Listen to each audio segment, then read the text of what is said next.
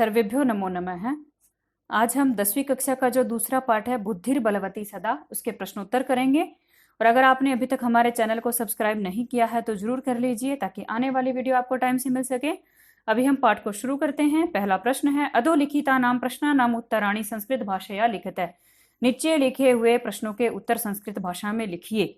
पहला प्रश्न है, बुद्धिमती केन उपेता पितुर्गृहम प्रति चलिता। बुद्धिमती किसके साथ अपने पिता की घर की ओर चली? तो बुद्धिमती जो थी वो अपने दो पुत्रों के साथ गई थी। उत्तर होगा बुद्धिमती पुत्रद्वयन उपेता पितुर्गृहम प्रति चलिता, यानी कि केन की जगह पे आप लिखिए पुत्रद्वयन, बाकी पूरी लाइन यूं की यूं आपका उत्तर सही होगा। अगला है, व्याघ्र किम विचार्य पलायित। बाघ क्या सोच करके भाग गया? तो बाघ ने ये सोचा था कि एक तो बाघ को मारने वाली है। क्या सोचा उसने? इयम व्याघ्र मारी इति विचार्य व्याघ्र पलायित है, ये बाघ को मारने वाली है, ऐसा सोच करके बाघ भाग गया। अगला प्रश्न है, लोके महतो भयात कह मुच्यते। संसार में बहुत बड़े डर से कौन आजाद हो जाता है? हमने देखा था जो बुद्धिमान होता है वो बहुत बड़े डर से भी आजाद हो जाता है। तो इसका उत्तर होगा लोके महत भयात बुद्धिमान मुच्यते, यानी कि आपको कह की जगह पे बुद्धिमान लिखना है और पूरी लाइन यूं की यूं लिखोगे तो भी आपका प्रश्न सही होगा। अगला है, जम्बू कह किम वदन व्याघ्रस्य उपहासम करोति। गीदड़ क्या बोलता हुआ बाघ का मजाक उड़ाता है?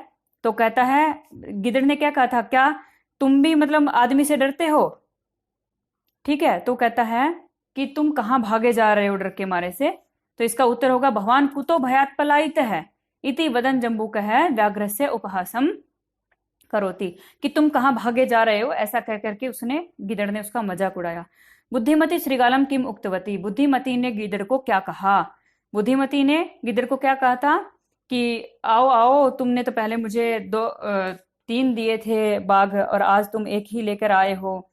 ठीक है, तो बुद्धिमती ने गिदड़ को क्या कहा? रे रे धूर्त आगच्छ आगच्छ, ऐसा उसने कहा था। तो आप इसके उत्तर में पूरा श्लोक भी वो लिख सकते हैं। ठीक है, पूरा श्लोक तो नहीं लिखेंगे हम, उसके श्लोक की दो लाइनें हम लिख सकते हैं यहाँ पे कि रे रे धूर्त त्वया दत्तम मह्यम व्याघ्रत्रयम पुरा विश्वस्य अद्य एकम आनीय कथम यासी वद अधुना। ये जो श्लोक की पहली जो दो लाइन है वो इस प्रश्न का सही उत्तर हो सकती हैं। फिर है दूसरा प्रश्न, स्थूल पदम आधृत्य प्रश्न निर्माणम कुरुत। जो मोटा अक्षर है उसको लेकर के आपको प्रश्न निर्माण करना है, गहरा काला अक्षर आपको मिलेगा। तो पहला है, तत्र राजसिंहो नाम राजपुत्र वसति स्म। वहां राजसिंह नाम का राजपुत्र रहता था। गहरा काला अक्षर है राजसिंहो। राजसिंहो की जगह पे हम लिखेंगे कौन रहता था, तो कौन की संस्कृत होगी कह। उसके बाद है, बुद्धिमती चपेटया पुत्रो प्रहरितवती। बुद्धिमती ने थप्पड़ से दोनों पुत्रों को मारा। तो जो गहरा काला अक्षर है वो है चपेटया, हम कहेंगे किससे, तो किससे की संस्कृत होगी कया। व्याघ्रम दृष्ट्वा धूर्तः श्रीगालः अवदत्। बाघ को देख करके धूर्त गिदड़ बोला। तो व्याघ्रम यहाँ पे गहरा काला अक्षर है, व्याघ्रम यानी कि किसको देख करके, और किसको की संस्कृत होगी किम दृष्ट्वा, क्या देख करके। फिर है, त्वम मानुषात विभेषी। तुम मनुष्य से डरते हो। मानुषात है यहाँ पे, मानुषात की जगह पे आएगा किससे डरते हो, तो इसकी होगी कस्मात। ठीक है, पंचमी विभक्ति होती है, डरना अर्थ में पंचमी विभक्ति आती है, तो किम की पंचमी होगी कस्मात। पुरा त्वया मह्यम व्याघ्रत्रयम दत्तम।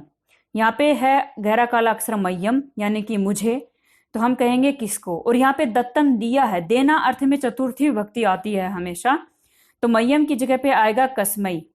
ठीक है, चतुर्थी विभक्ति का एक वचन जो होगा वो होगा कस्मई। देना अर्थ में चतुर्थी आती है, जिसको देते हैं उसमें।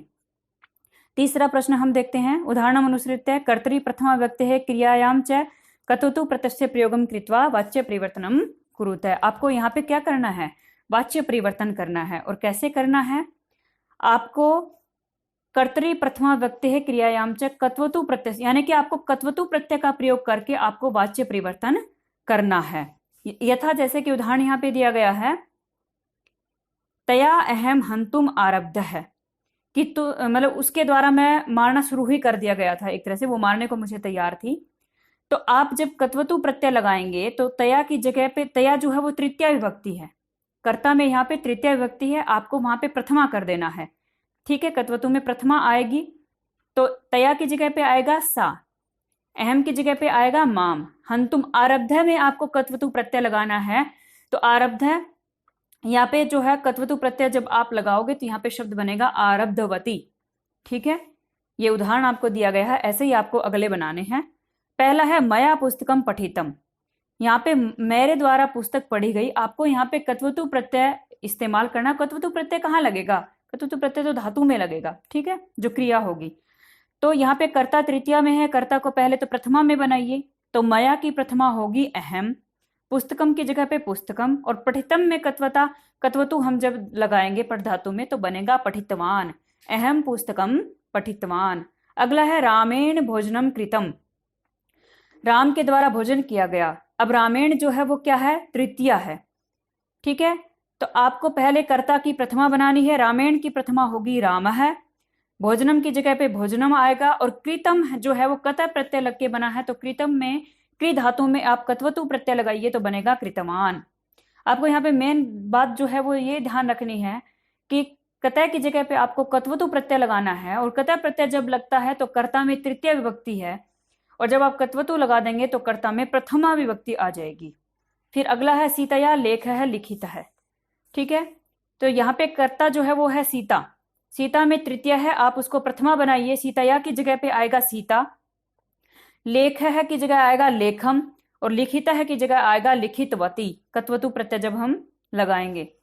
ठीक है, लिखितवान पुल्लिंग में, लिखितवती स्त्रीलिंग में। आगे है अश्व है तृणम भुक्तम, जो अश्व था उसने घास को खाया। तो अश्व है तो अश्व ही है, ठीक है, अश्व है तृणम भुक्तम, अश्व है नहीं, यहाँ पे अश्वेन आएगा। तो अश्वेन की जगह पे आप बनाइए अश्व है, तृणम की जगह पे तृणम, भुक्तम की जगह पे भुक्तमान।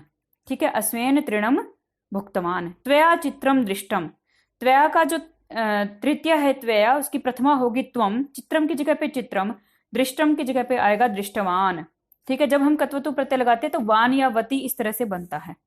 चौथा प्रश्न हम देखते हैं। चौथे प्रश्न में आपको अधोलिखितानि वाक्यानि घटना कर्मा क्रमेण संयोजयते, नीचे लिखे हुए वाक्यों को आपको घटना क्रमानुसार के में जचाना है। यानी कि हमने जो कहानी देखी थी बुद्धिमती वाली, उसकी कुछ लाइनें यहाँ पे क्रम में नहीं है, उल्टे सीधे क्रम में लिखी हुई, आपको उनको सीधे क्रम में लगाना है। तो पहली लाइन पर हम इनकी हिंदी करते जाते हैं। पहले हिंदी जैसे ही करेंगे तो फिर हमें कुछ समझ में आ जाएगा। व्याघ्र है, व्याघ्र मारी इयम इति मत्वा प्लायित है, बाघ जो है ये बाघ को मारने वाली है ऐसा सोच करके भाग गया। उसके बाद है प्रत्युत्पन्न मति ही सा श्रीगालम अक्षिपंती उवाच, हाजिर जवाब थी वो, और उसने गिदड़ को आक्षेप करते हुए, आरोप लगाते हुए वो बोली। उसके बाद अगली लाइन है जम्बुकृत उत्साह है व्याघ्र पुनः काननम आगच्छत, गिदड़ के उत्साह बढ़ाने पर वह बाघ दोबारा से जंगल में आया। मार्गे सा एकम व्याघ्रम अपश्यत, रास्ते में उसने एक बाघ को देखा।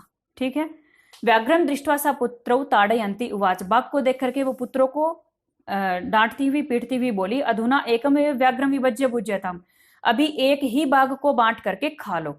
बुद्धिमती पुत्र द्वेन उपेता पितृगृहम प्रति चलेता, बुद्धिमती जो थी वो दो पुत्रों के साथ पिता के घर की ओर चली।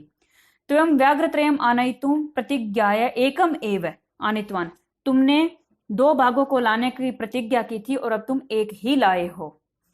अगला है गलबद्ध श्रीगाल का है व्याघ्र पुनः प्लायित है, यानी कि गले में गिदड़ जो उसके गले में बंधा हुआ है ऐसा बाघ जो है वो दोबारा से भाग गया।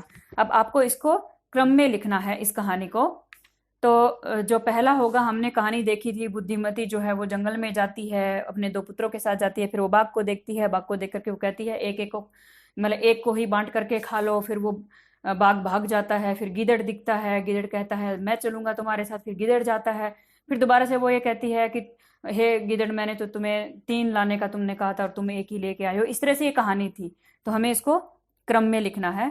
तो इसमें जो पहली आएगी वो क्या आएगी, बुद्धिमती पुत्र द्वेन उपेता पितृगृहम प्रति चलिता, बुद्धिमती जो थी वो अपने 2 पुत्रों के साथ पिता के घर की ओर चली। जो च है वो होगी पहली लाइन, च जो होगी वो हमारी होगी पहली लाइन। उसके आगे है मार्गे सा एकम व्याघ्रम अपश्यत, मार्ग में उसने एक बाघ को देखा, घ जो है वो दूसरी लाइन होगी।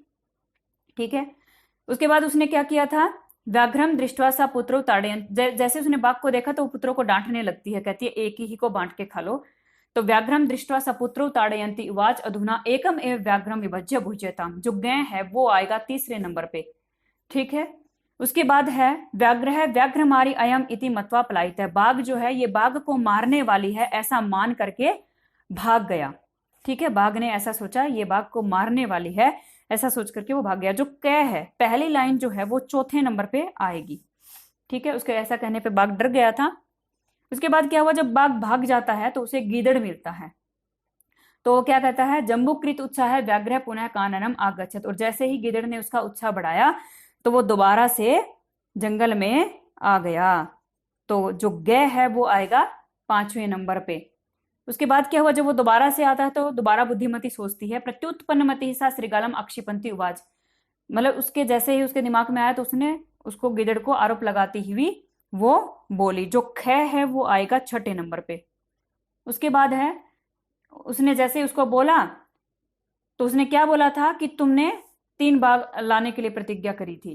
तो तुम व्याघ्रत्रयम आनयितुम प्रतिज्ञा एकमेव आनीतवान। तूने 3 बाघ लाने को कहा था लेकिन तुम तो एक ही लेके आए हो। तो 6 जो होगा वो होगा 7वां। अगला है गलबद्ध श्रृगाल का व्याघ्र पुनः पलायित है, कि जो गले में बंधा हुआ गीदड़ को लेकर के वो बाघ जो है वो दोबारा से भाग गया। यानी कि आखिरी लाइन जो है वो आखिरी नंबर पे ही आएगी, 8वें नंबर पे आएगी वो। उसके बाद हम 5वां प्रश्न देखते हैं, संधि या संधि विच्छेदम व कुरुते। या तो संधि करिए या संधि विच्छेद करिए। संधि के लिए हमने अलग से पूरी संधि की 11 वीडियो बनाई हुई हैं, आप वहां पे जाकर के बहुत अच्छे से संधि आप समझ सकते हैं। पहला शब्द जो है वो है पितुर्गृहम। आपको यहाँ पे मूल शब्द यानी कि प्रकृति और प्रत्यय को अलग करना है। ठीक है, सॉरी यहाँ पे संधि आपको करनी है, पितुर्गृहम में आपको संधि करनी है। तो यहाँ पे जो संधि होगी वो होगी पीतुहु प्लस गृहम। जो पीतुहु का विसर्ग है उसको रे हो गया है संधि होने से। उसके बाद है एकैक है। एकैक में वृद्धि संधि है, तो इसका जो विच्छेद होगा वो होगा 1 + 1, 1 + 1 है। उसके बाद है आपको इसमें आगे जो है वो संधि करनी है, विच्छेद करके लिखा हुआ है अन्यः प्लस अपि। अन्यः प्लस अपि में क्या होगा, जब विसर्ग के बाद ए होता है तो आप विसर्ग को ओ बना करके और जो ए होता है उसको अवग्रह चिन्ह बना देते हैं। अवग्रह चिन्ह मतलब एस की तरह आप लिखते हैं उसको बोलते हैं अवग्रह चिन्ह। तो अन्यः प्लस अपि का बनेगा अन्योपि। ठीक है, उसके बाद है इति प्लस उक्तवा।